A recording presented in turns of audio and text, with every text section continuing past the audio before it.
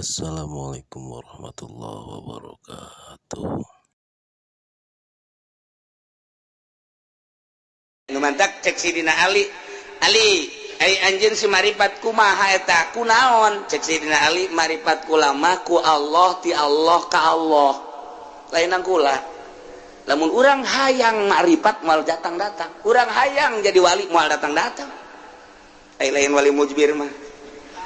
moal bisa geus ulah nyaritakeun kos kitu kuari mah salat nu bagus zahirna batinna bersihan engke ge datang sorangan ulah maksud nyieun kolong nyieun bae bale nu rapi engke teundeun kolong mah aya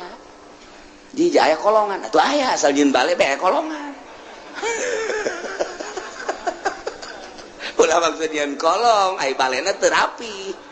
teu lain kolong ngorosot bae teh mah kahandap poe mah nyieun bae bale nu rapi kolong mah pasti aya nah urang ge ibadah teh rapihan maripat engke aya sorangan La illallah la ilaha illallah la ilaha illallah la ilaha illallah la ilaha illallah la ilaha illallah la ilaha illallah la ilaha illallah la ilaha illallah la ilaha illallah la ilaha illallah la ilaha illallah la ilaha illallah la ilaha illallah la ilaha illallah la ilaha illallah la ilaha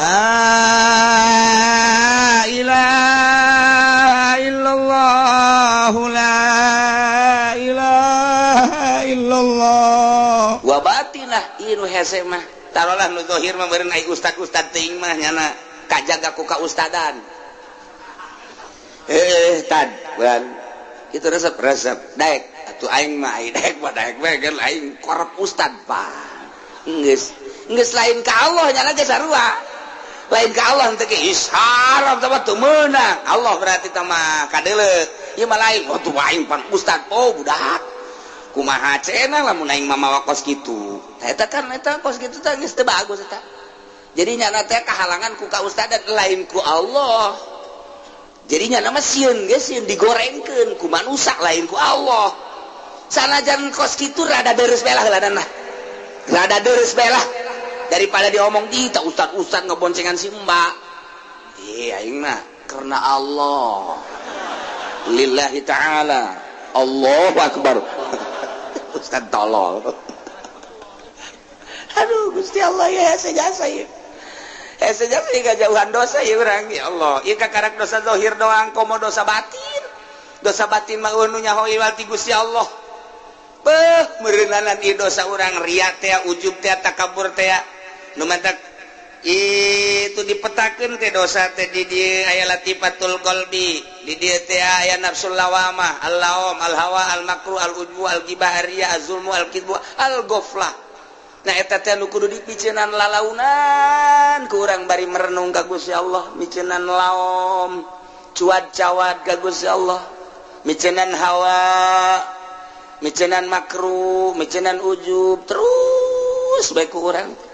aja ti dieu teh handap ka dieu nafsul ammaratu bisu nafsul ammaratu bisu teh naon ieu teh eusina teh nah al bukhlu al hirsu al hasad al jahlu al kibru as-sahwat al godob eta kan kudu dipiceunana ieu penyakit-penyakit batin neuk kumaha miceunanana nya nyaho ge pan encan urang meraktekeunana ge kapan encan nu mantak ketika jol teh urang geus aya tupukar tapakur langsung bae resep jeung teresepan eta mah ngaranna syahwat ari geus bakan ku urang diomean ketika aya nu resep dadamelan Allah daek sih tolol kene we teh kiai blon tapakur ku tapakurna itu bener gitu tapi rada deres ketika mangyan sakitu bae mantak atuh sanajan kuku bahagia tetep bae ka Allah boga pikiran kieu atuh nyana-nyana urang-urang lantaran jasa sanajan dideleukeun nyana can puguh daekeun jeung dina daekeun ge aing mah teu maksud kan mantep kan mantep dideleukeun resep eta mah syahwat lah ulah atuh pan urang nanggeus terus-terusan mikiran tafakur jadi aman ketika orang neuleuh di kota nya parutih nya bagus ngalaluis tapi lamun kurang ku nafsu mah bagus amat nafsu kan resep amat nafsu kan tapi lamun kurang dipikir mah jiatu nyana-nyana urang-urang kunaon dideleukeun jasanajan didelekeun nya can pugu daekeun di mana dina daekeun ge aing mah teu maksud naon dideuleut tuh ngadoraka-doraka saha tadi kota nu boga pikiran kos gitu ayo coba ya sabaraha ribu jelema teu ceuli anu kos gitu bae ge ulah ki haji ulah lain ki haji dah bae lah ki haji na malah bagus sangat jatah akur jeung nu di imahnya tolol tak ki haji coba ayo mantap kajar resep ka kota ge ya kota deui lah bukan cuci mata lain cuci mata ngerebakeun mata eta titah ditinggalkeun wazaru zahirul ismi wa batina Masya Allah yes ya ditinggalkeun di urang mah ye bab aurat bae di Indonesia ye mah di Indonesia jasa di Arab mah rada deres lah di Arab mah rada deres rada mentak eta urang hese jasa ketika tawaf satu sisi urang teh dititah tawaf satu sisi orang toab teh babarengan jeung awewe tarolah ai ukuran ka sentuh jeung awewe mah urang bisa taklif ke mazhab lain ketika urang teu bisa ngamankeun wudu urang bisa urang taklif ke mazhab Hanafi nu bagus berarti wuduna keneh lantaran eta mah sapaket ngaranna wudu teh jang toab jadi toab jeung wudu sapaket berarti kudu ti wuduna bagi anu ngarti tapi lamun nu teu ngarti wuduna wudu Syafi'i toabna toab Hanafi pembatalanana ja bodoh teh atuh teu naon ja bodoh mah da dituduh-tuduh emang bodoh bae bodoh ieu cenah kula mah bodoh neuk dibawa ka kuburan bae kieu cenah ieu mah hook tolol bodoh hook teu bisa sapaket mah wudu jeung salat jeung toab sapaket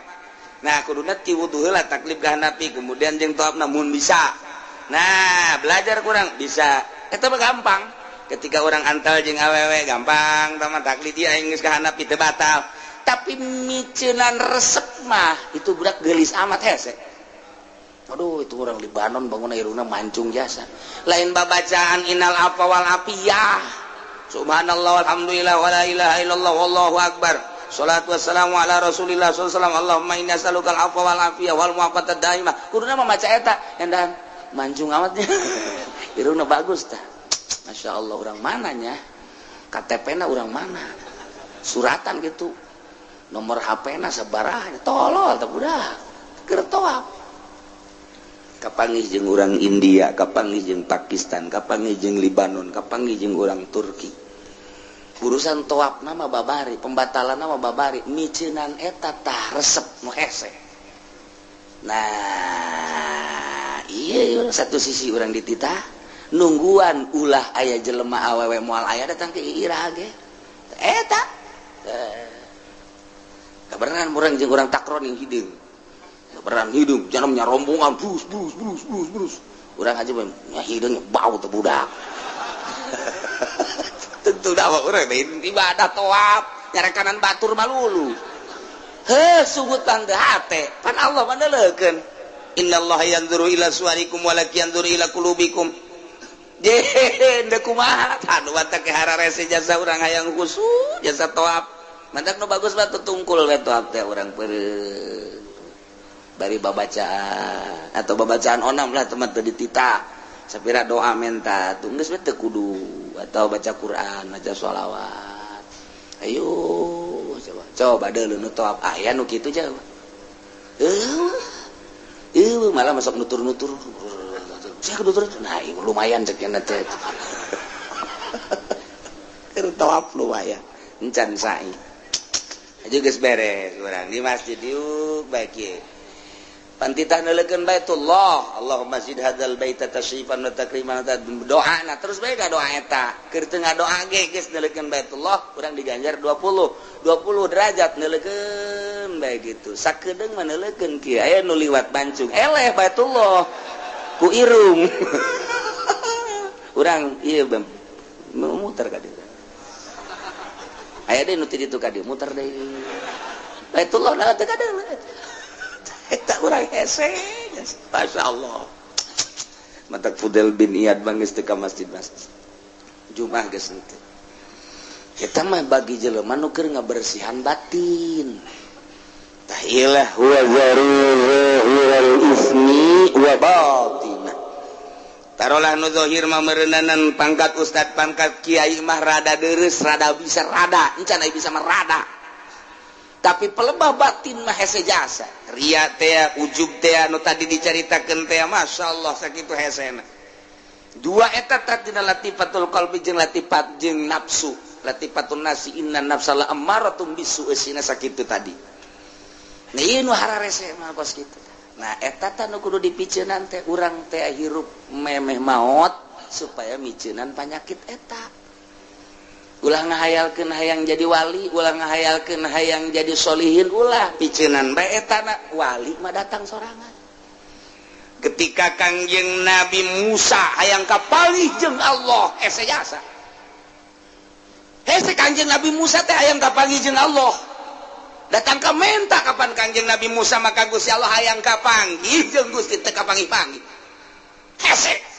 sakalina Gusti Allah deuk manggihan Kangjeng Nabi Musa maksudna deuk dibere kapanggih jeung Gusti Allah di Gunung Tursina syarat-syarat teh loba jasa hiji puasa heula 40 poe dua kudu miceunan segala rupa nu aya di awak baju ulah leuwih ti hiji bae Musa teu meunang kapanggih jeung jelema selama 40 poe eta teh riyadhah Kangjeng Nabi Musa sagede Kangjeng Nabi Musa nu dipilih ku Gusti Allah hayang kapanggih jeung Gusti Allah syaratna loba jasa jeung hese ketika kapanggih jeung Gusti Allah teu kuateun Kangjeng Nabi kharra saiko ngan musruk Kangjeng Nabi Musa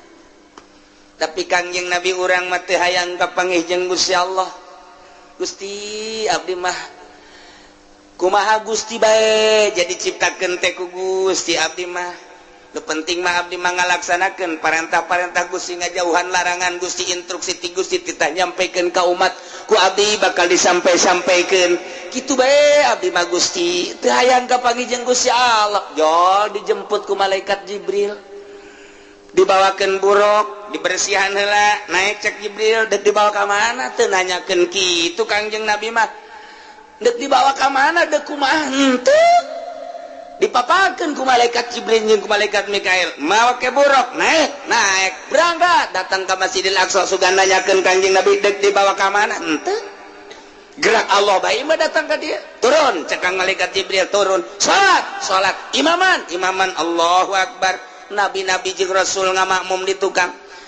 nanyakeun teh Kangjeng Nabi deuk dibawa ka mana henteu beres naik cek Kangjeng cek malaikat Jibril hayo berangkat ka luhur naik ka langit ka hiji nanya teh Kangjeng Nabi deuk dibawa ka mana henteu janu ditanya sama malaikat Jibril man hada saya ada Muhammad apa geus saya ieu instruksi geus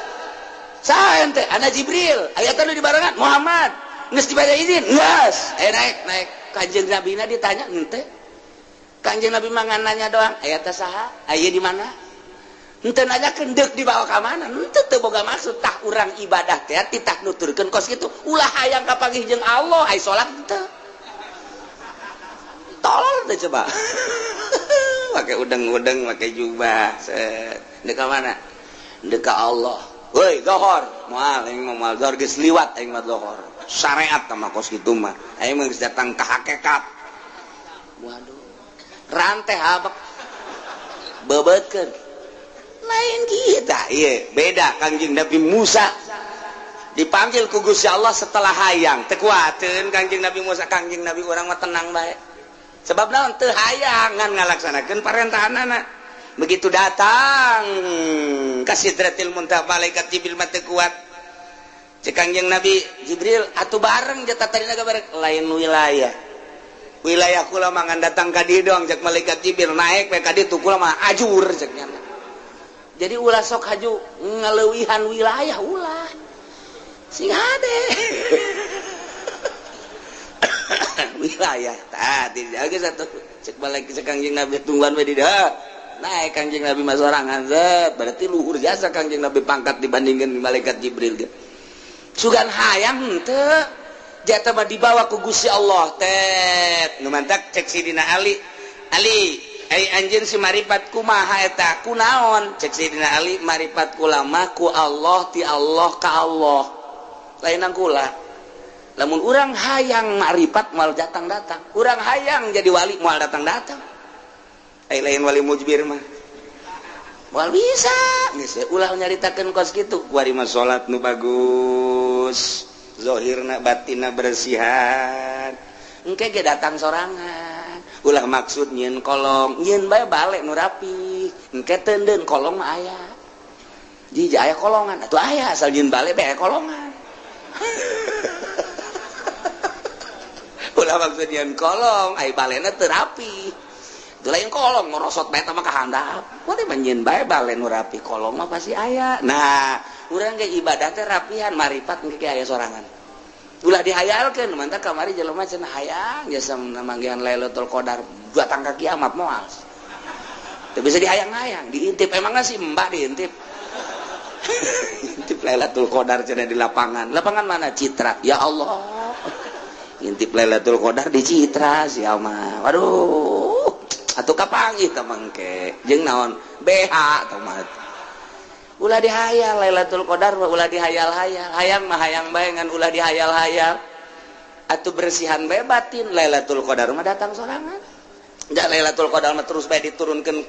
jeung kapanggihna jeung jelema nu bersih daripada urang ngahayal-ngahayal ulah engke ge Lailatul Qadar waliullah kapanggih jeung Lailatul Qadarna beda-beda aya nu keur salat aya nu keur di kamar aya nu keur maca Quran aya nu keur ngobrol aya nu keur diuk bae aya nu keur di jalan atuh kumaha bae teh Gusti Allah nu mere anu penting bersih hate ai urang mah aya hate teh dibersihan aya Lailatul Qadarna diintip blow on bersihan batin Lailatul Qadarna ulah dihayal-hayal asal batin bersih bae Lailatul Qadar mah nyorot ka urang sesuai jeung kebersihan urang tuh nu mantak Kangjeng Nabi majat teh hayangan kapanggih jeung Allah dibere dengan mudah kuat Kangjeng Nabi Musa mah hayang jasa kapanggih jeung Allah ulilah ka kapanggih jeung make syarat kitulah carita jelema nu endek makrifat ka Gusti Allah teh nu endek usul ka Gusti Allah teu kudu dihayal-hayal laksanakeun bae mulai syariatna naek urang ka tarekatna engke ge hakikat bakal aya sorangan asal geus datang ka hakikat bae ge geus nikmat neuleuh naon bae Allah dina harti urang teh kagambar bae ta Allah teh geus teu sieun ku pejabat teu sieun ku rakyat geus teu kabita ku dunya hiji bae Allah geus mantep tah lamun geus kos kitu tah nah eta kudu eta ieu konsepna wazaru zahirul ismi wa batin piceunan geura teh dosa zahir jeung dosa batin carana kumaha tuh kiai miceunan teh tinggalkeun secara zahir istighfaran sungut urang istighfar qalbu urang tobat memantak tobatna per detik tobat bae tobatnya per detik terus-terusan tobat teh sehingga tobatnya jadi makom geus belajar heula tobat engke jadi bisa lamun geus bisa jadi ahli lamun jadi ahli tobat iya dek di mana bae ge kuari datangna dosa teh ya geus moal bisa lantaran geus ahli tobat geus belajar heula kuari urang tobat mimiti zahir istighfaran make sungut mata istighfar astagfirullahaladzim tujukeun ka mata astagfirullahaladzim ya Allah abdi hampura Gusti tina dosa mata teh lain nu abdi tapi nu Gusti kemudian dibikeun ka abdi hak supaya abdi teh bisa neuleuh kuari nu dideuleuh na makhluk Gusti ieu mata nu abdi dipake ku abdi ieu mata nu Gusti dipakekeun ka abdi hakna sakadar neuleuh nu dideuleuhna ieu makhluk Gusti hampura Gusti tina dosa mata lantaran abdi neuleuh ka makhluk Gusti poho ka Gusti sebagai nu bogana geus encan urang tah tobat kos kitu encan atuh di mana menang Lailatul Qadarna moal bisa hiji terus we per detik hampura Gusti eta mah teu kudu di masjid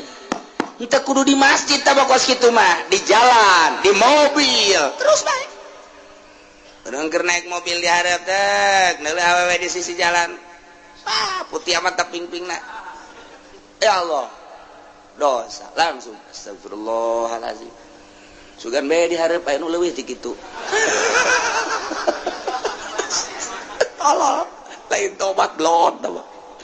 astagfirullahalazim Gusti mata abdi cikeneh pake neuleuh awewe aya hasrat Gusti hampura Gusti ieu mata teh lain nu abdi nu Gusti engke bakal dibalikeun ka Gusti ku Gusti bakal ditanya eta nu aing dipake naon ku sia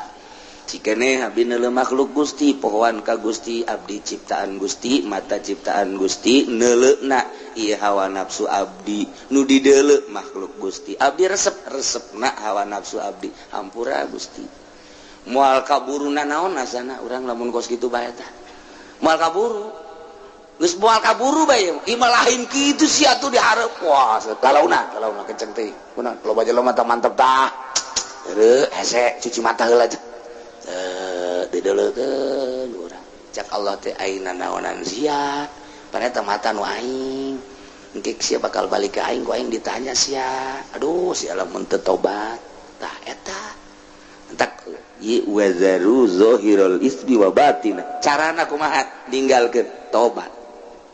sanggeus teh urang ninggalkeun secara zahir tobat sakumaha tadi kuari celi. Ya Allah ya Rabbi astagfirullahalazim celi abdi hampura ieu celi teh nu Gusti lain nu abdi ulah pajar nu urang nu Allah nu mentak ke ku Allah teh dibere ngadenge ke ku Allah dibere torek atuh nu Allah ieu untuk mah Allah bae kadang-kadang urang mah atuh ieu kulantaran torek bae ka rumah sakit geus puyeng jasa pohoan ka Allahna cak Allah sia tuh lain ka aing ka dokter mah ka dokter bae tapi ka aing bae teh nu ngenorekeun ka aing nu norekeun sia teh aing nu mata ku aing ditorekeun sia ngadengkeun musik malulu jaipongan sagalana naon sugan bae sia inget tah ku aing ditorekeun sia aya sia ka dokter tah tapi ka aing dikorek-korek ku dokter dibere obat cager cak Allah teh cager lain nang dokter nang Allah cak Allah teh korek-korek dikorek-korek ku moal cager sia ku aing terus aing mah ditorekeun eta kepaet sia atuh kumaha Allah bae ngan urang mah teu nyaho bae jeung urang mah loba demo ka Allah teh tungtuna mah ngomong Gusti jabatur macan tarorek aya abdi kunaon ditorekeun Gusti asana teu adil geus sia jebut teu adil ka aing cak Allah demandak rame jasa ieu ribuan jelema jutaan jelema mohon ka Gusti Allah nama biasa bae maha sagala-galan teh Gusti ieu ceuli nu Gusti haju diwikeun ka abdi hak pake nah abdi ngadengekeun suara-suara makhluk Gusti hampura Gusti ieu ceuli dipake ngadengekeun suara makhluk Gusti poho ka Gusti sebagai penciptana janu Gusti pan hampura Gusti besi aya naon gitu dedengan nuku Gusti teu di kitu teu dimeunangkeun hampura pan urang mah teu kitu gedekeun dak suling teh kadang suling aing merdu jasa suling calon presiden coba tah godekeun presiden orang boga gitar mantap jasa masyaallah suling aya di nyana gitar aya di nyana nek mimpin negara boga gitar boga suling boga organ segala rupa mantap jasa ieu satuju jasa lah urang mah geus nyana bae jadi presiden lah irung guari hampura Gusti irung nu Gusti teh irung loba jelema anu dioperasi polip irungna lantaran aya gangguan nah ieu abdi mah normal Gusti pake ngambean oksigen Gusti di samping oksigen Gusti ieu teh pake ngambean sagala ambean nu sengit nu bau jeung sagala rupa Gusti ieu teh nu Gusti hampura mun abdi poho ka Gusti sebagai penciptana zaru zahirul ismi wa batinah mulai endek wa batinah teh kikituan heula teh hese eta kos kitu teh hese hiji-hiji terus ka sungut terus ka beteng terus ka dubur terus ka kubul terus ka suku hampura Gusti ieu suku teh pake lelengkahan bae duh ieu ngalengkahna ge ieu sabenerna mah tanah gati Gusti anu ku abdi dilengkahan taneuh Gusti Allah ya Rabbi Gusti hampura abdi ngalengkah di luhur taneuh Gusti besi ieu lelengkahan abdi teh sesuai jeung aturan Gusti hampura tah eta teh lain di masjid keur leumpang keur diuk terus bae tah urang belajar ngaranna engke lamun terus-terusan bakalna bisa engke lamun geus bisa urang jadi ahli lamun geus ahli tobat teh jadi makom mulai urang boga makom tobat ngaranna nah didinya dosa naon bae langsung bae ka istighfaran ku urang tek astagfirullah urang mah aya bae lantaran urang mah lain nabi mah maksum moal aya dosa urang mah jelema biasa aya ngan urang teh dititah tobat tubu ilallahi taubatan nasuha sehingga tobat teh jadi makom ngeunaheun urang teh kulantaran boga loba tobat terus bae keur lempang keur di mobil keur diuk keur sare gedeg sare terus bae urang mah tobat ka Gusti astagfirullahalazim nginget-nginget tadi teh hampura lain deui ke salatna ge ngeunaheun geura ge lantaran geus eueuh dosa nu ngahalangan kana ngeunahna salat eta adalah dosa ketika eueuh dosa salat hampang Allahu akbar Bismillahirrahmanirrahim. Sami Allahu akbar. Ku hampang-hampangna zuhur ge 2 rakaat.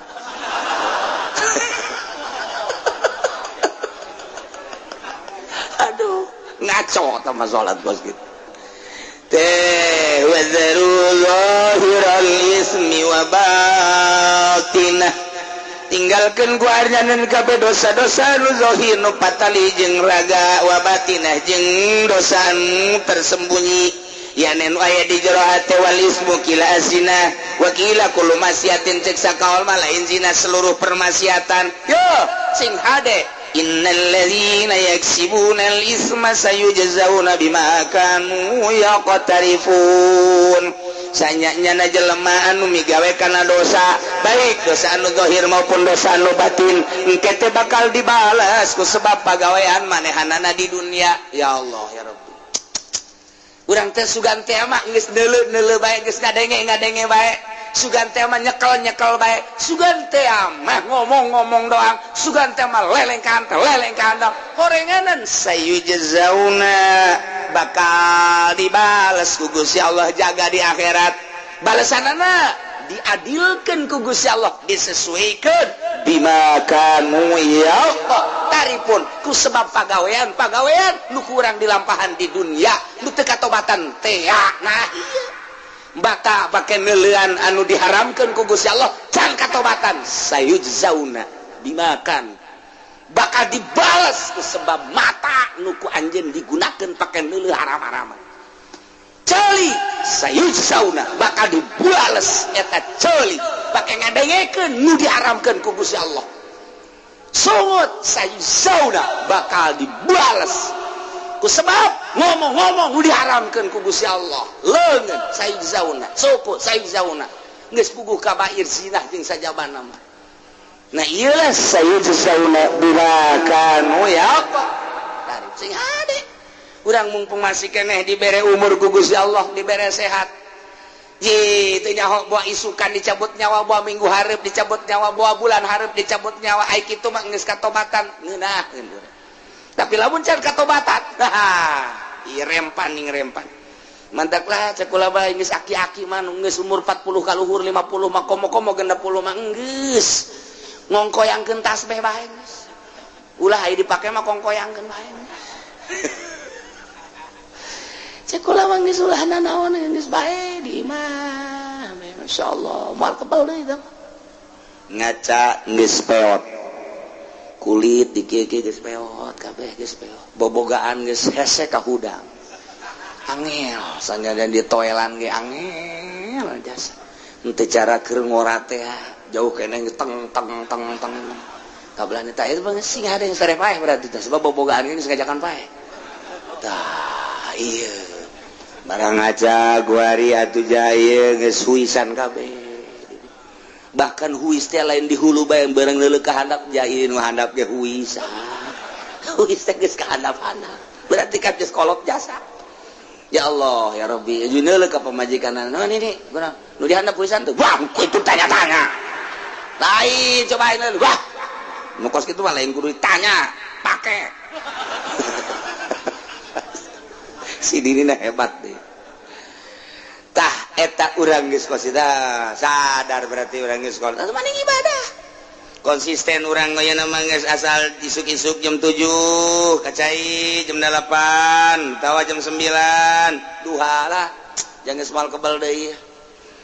salat duha 8 rakaat usolli sunat 2 rakaat ulah 8 rakaat sakaligus dua rakaat Allah tenang panggil ke orang anak orang itu kontrakan itu tuh jang sia itu tuh toko-toko tuh jang sianya guys emang abang dekat mana abang mau kembali lah tuh sekolah ieu tapi tetap bagi dua sia ngalaksanakeun store ka aing deres sakit tuh geus deres karena aing hirup keneh guys jadi geus plong guys petul patel urusan usia sawah aing mah ibadah bae ka Gusti Allah beuh eta kolot mantep jasad hebat jasad mah kolot terus maghrib baca Quran atau baca sholawat datang ke Isya ulah balik di masjid sakedeung ti maghrib ka Isya kuat kebalik blow on teh kolot acara TV cara kiai eta sih kolot mah papegatan mantak naon jeung TV papegatan isin ke lamun dihudangkeun ti kubur engke TV ti tadi panggul pan isin jadi isin urang ya Allah geus kolot-kolot nyambongkok pan panggul TV cak tetangga-tetangga ge eta naon lah sia kolos teh nyawa bae kunaon teh dibangun aing resep jasa baheula ieu TV ka bawa bae wae geus dipiceunan ge nempel deui cek pan teu kudu ditaja sama ku malaikat karesepna berarti TV isin daripada engke di akhirat urang di bang baluhan TV paling ti kuari papegatan jeung TV ya Allah ya Rabbi naon ngeunahna Siti baheula nonton sinetron nonton film jeung sajabana jasa kikituna keneh bae urang dilalaga kuno kos karari itu atuh mani di ka Allah keun geus aing mah kuari lah tas magrib moal keluar aing geus datang ka Isya maca sholawat tungkul ngacai daripada nonton TV mending ngacai geus saya mau mendingan HS geus lah udang-udang jam 12 Isya tanya dia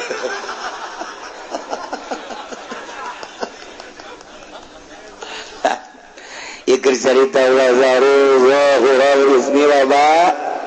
tinggalkan dosa zahir dosa batin mentak ieu hese ieu pelebah micenan batin mah eta teh anu kitu ngaranna guru toriko lamun zahir mah guru syariat lah babari tah mah syariat ge geus ngalaksanakeun tah mah ditahan si hade tapi pelebah batin mah ieu mah ngaranna guru toriko eta mah kudu dibenturan ku zikir kudu aya tafakur jeung kudu aya muraqabah mulai kalau mun geus kos kitu kakarak urang api lain kege ka dosa-dosa geus api lain teu hayang sebab naon kadeleuna eta teh ku syahwat ngeunah tapi kapan ingat eta teh seuneu tama dina ilmu tarekat maka gitu lamun urang mikiran kana kangeunahan bae urang bakal terus bae terlena kudu kumaha tuh nah urang lamun deuk dahar teh ulah mikiran ngeunahna cekali tarekat mah kudu mikiran naon kaluarna artina kaluar kumaha eta nu kaluar ti bujur bagus tah depan jorek daging ayam, daging domba, opor segala rupa ngeunah amat tapi ieu lamun geus asup ka beuteung bae mules keluar nah jore amat naon bedana nu kaluar ti dieu jeung nu deuk diasupkeun eta keneh mulai tak urang moal rada moal pati hayang mun basi keneh hayang keneh bae teundeun habak kotoran di dinya di sisi akur teh sebenarnya mah orang mencari ilmu tarekat teh kos gitu jadi hese mantak atuh kiai kuari jelema kuari norekat dajal eta mah norekat zikir doang manya bu guru zikir tarekat main limbah nya aing mah ahli tarekat ngalimbah geus ku guru tarekat di mana di Jawa Timur kuari main partai ting bating eueuh ti dituna nu main tarekat kudu main partai eueuh sebab eta mah hahala pan ai tarekat mah ninggalkeun urusan dunia deuk ka Allah ai partai nu mantak lamun aya kiai ngomong-ngomong tarekat haju nyana hancur di partai kalian salah jeung aturan teh geus kitu teh salah jeung aturan lain lalagan salah beusi nyana panasaran tidak datang ka dieu dia kumaha dia diajak dahar ku aing salah teh geus kitu teh tah mawani tuh mata ku ari mah ahli tarekat malah geus ngaijazahkeun mursyid berarti kan mursyid kan guru tarekat mah ngaranna mursyid geus beres menang sabulan teh dipanggil sia murid aingnya ieu mamang ku ari keur ngadukung Partai Demokrat ada sia kudu nurut ka guru pan sia aing teh guru sia teu meunang dina torekat mah teu akur jeung guru awas sia disapa sia kan aing guru torekat jadi puyeng kieu aing puyeng aing mah oh salah tak guru torekat teh tampiling murisid kos gitu mah lain gitu tentrem malah nganasehatan ulah pati resep teuing ka dunianya guru torekat mah kos kitu aja kita dunia ke mana ge ka dieu geun yang mama kasubur kena abad guru torekat kos gitu iya salah bae guru torekat teh layakna di stop heulanan aya dunia nu aya ka masjidkeun ka musolakeun majelis taklim pasantren ayo tasarukeun besi kaburu pae eta bener tah ketika ngabangun pasantren nu batur bendunya sia teu ngarti maksud pasantren teh lain batur anjing goblok sih guru torekat belon deui bae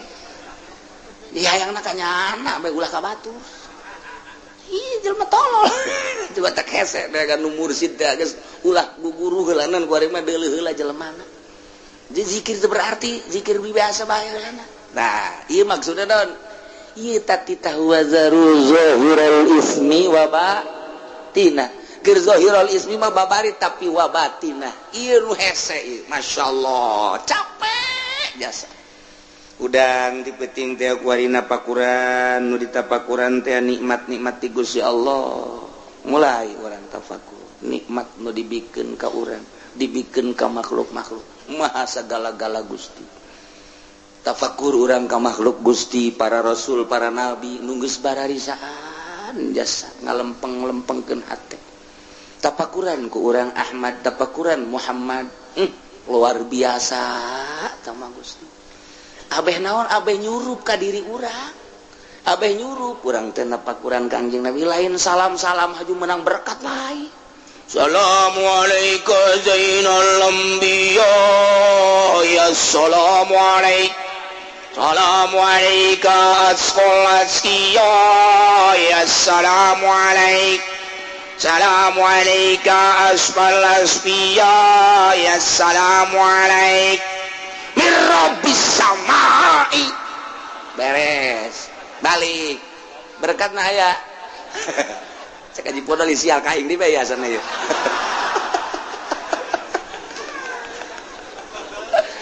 anu dibaca ku urang teh tadi assalamu alayka zainal anbiya asfal asfiya boh jelema anu nyaritakeun dicaritakeun kabeningan ati lamun teu ditapakuran bahasa-bahasa eta atuh kaberkat bae lupatna berkat baik apa pernah Kangjeng Nabi nyaritakeun berkat ya henteu malah tuh urang mah macanyana aju ka berkat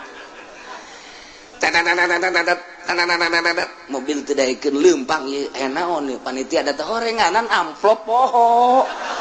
mobil teu daekeun barang amplop oh ieu kiai hadena ge can berangkat cek teh ieu ya amplop jatah aju tokcer bae sial ta mobilnya hoan jasa nu dibaca kurang assalamu alayka zainal anbiya assalamu alayka asqal asqiya assalamu alayka asfal asfiya assalamu alayka asqal asqiya eta pan maknana pohara jasa mun teu ditapakuran kurang dimaknaan doang moal nyurusup ka jero hate tapi ketika kurang ditapakuran tah muraqabah Ahmadiyah muraqabah Muhammadiyah di muraqabahan kurang impleng kurang sapeting eta kamulyaan Kangjeng jeung keagungan Kangjeng sifatan-sifatan Kangjeng jeung kebersihan Kangjeng datang ka miraj-miraj da Kangjeng sapoting dua peuting tilu peuting bakal nyulusup ka jero hate urang set leuleus hate urang hayang nurutan Kangjeng Nabi mulai tidinya tet lelengkahan urang teh nuturkeun Kangjeng Nabi set geus mah nyaritakeun berkah starter ge langsung togjer teh mah oh itu saya pemuraqabah ngan hese nah ilah dek bicenan zahirul ismi wa batin di bulak-balik teh kurang geus sering urang lah ngaji mah ieu tapi ngabersihan praktekkeun coba supaya urang rada beda hirup urang oh renungkeun ku urang merenungkeun nu aya di urang bae heulana ulah pejauh-jauh orang meja encan guguru orang mah torekat teh encan merenung mah teu nanaon napakuran beuh eta guru urang abuya tiloka mamana nya nama berarti geus betaheun jasa sorangan aya naon eta di diri nama kebetah sorangan ge nyana di imah sorangan bae gawena naon beusi ke urang nurutan nyana ai nyana mah maca Quran ai urang mah nonton TV beja tanyakeun teh si abuya nyana sorangan ben oh nyana mimiti salat duha aju ngaji terus oke salat terus ke istirahat ke ngaji deui ke salat deui terus kapetingkeun terus baca Quran terus reup sarek terus hudang salat deui terus gitu bae oh jadi ibadah beusi ke diturutan cicingna doang aju urang meuli TV buat tuh mantap imah TV dua abeh nurutan abuya teu ka mana-mana tepan tolol eta kos gitu tah. Nah, tafakuran. Eta kakarak sapangkatnya na komo Syekh Asnawi meureunnan. Eta sapangkatnya na komo Syekh Nawawi meureunnan terus dipikir ahli-ahli Allah. Nu mantak salapi bakos kitu. Lamun urang mengkol ka lain salapi, nurutan nu lain salapi. Weh kiai anu mah bisaannya ngabangunna hebat eta. Menang di mana? Itu nyana mah pan proposal aya pan koneksina. Sah koneksina. Si hayang emang atuh hayang waukeun atuh aing. Hayu jeung aing. Mulai itu. Asal napakuran kadinya resep kadinya arahna. Tapi lamun napakuran wali minimal urang teh bau wali. Bau wali. Digusar digeser. Nah, ieu urang mah keur carita wa zaru zahiral ismi wa batinah. Ulah resep dunia lalaunan moal bisa sekaligus ulah resep kepemimpinan hubur riasa lalaunan helananan lamun urang resep jadi pamimpin cilaka begitu urang nyalateun aing asana jadi imam sebab aing kolot efek henteu sial geus goblok aing udang-udang geus pasang nya kolot teu ditunjuk jadi imam tolol mulai ngomong dak engke deui nyalateun nu kolot itu jadi imam. Mulai budak tolol sia mah. Teu nyahoeun meureunana hubur riasa. Tapi lamun eueuh hubur riasa mah ji atuh keur ditunjuk bae alhamdulillah keur henteu na bae sapiraha neangan ganjaran jeung sholawat. Ngarentet deui bae di polisial cenah ka aing deui bae.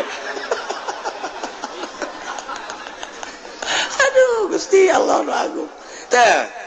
eta sapira ieu menangan ridho Allah bebas-bebasan bae Masya Allah malah mah aya embung di jero hate teh lantaran teu aya resep nu mantak lamun teu aya resep malah diangkat man tawaddu rafa'ullah lamun jelema tawadu diangkat ku Gusti Allah gara-gara urang henteu tawadu dibebaskeun ku Gusti Allah eta tah micenan hubna tah micenan hubur riasa ketika urang hubur dunia laleupasan bae dunia lalu pasan baik ngariung maksudna dunia ceramah maksudna dunia silaturahmi maksudna dunia bergaul maksudna dunia lepas tengah wujud tapi ketika dikallahkan aing mah dekallah bae silaturahmi karena Allah ceramah karena Allah ngariung karena Allah kukumpulan karena Allah dunianya remparkeun kos kitu dunia mah asal kurang diembung-embung dunia teh nyamperkeun kurang dihayang-hayang dunia mah lepas cenah ku aing dek diembung-embung dunia coba hayang nyaho kumpul henteu barang ku nyana diembung-embung teh teu kumpul-kumpul babeja aing jak geus embung ka dunia pan teu kumpul-kumpul atuh diembungan atuh aju ku nu diana henteu atuh pas pan sia embung ada dunia aju dunia da eueuh atuh pas ya tadi lagi embung aing maksudnya lain gitu embung sote supaya kumpul atuh bohong berarti tah ieu mah embungna teh bohong atuh Allah ge maha uningan goblok sia cek Allah teh embung ge hayang sebenarnya mah jadi teh ilas embungna nu beneran dunia bakal datang jadina datang lagi nya mah geus tersepen ieu nya teh cobaan ti Gusti Allah sia bener henteu embungna dicoba ku Gusti Allah lamun jelema nu embungna lalagaan dunia teh dieuwekeun ketika diayakeun serinyana atuh bohong berarti jadi mah dunia una embung datang dunia dicoba ku Gusti Allah Masya Allah mantap sia deh micenan hubur dunia micanan hubur riasa micenan hubul mahmadah micenan hubul carita zahirul ismi wabah zahirul ismi wabatina. Masya Allah hese jasa tinggalkan gara dosa nu zahir gampang tapi dosa nu batin ieu nu paling hese mati mimiti ria ujub takabur hubul jahubur riasa hubul hubul eta penyakit ngaranna dibawa kurang ke jero kuburan ditanya ku Allah kunaon teh dibersihan. Nah iyalah kurang ngaji teh ya mulai hese orang ngaji mantap cek Imam Ghazali maca mah babari ngahartikeun babari praktek negara sia hese kajen kukumaha ge ja bener. Nah innal ladzina sayana jelema yaksibuna isma anu ngausaha anu ngalaksanakeun dosa awas sayujzauna engke bakal dibales di akhirat di akhirat dibalesna disesuaikeun bima kanu yaqtarifun wala taqulu wallahu a'lam. Alhamdulillahirabbil alamin.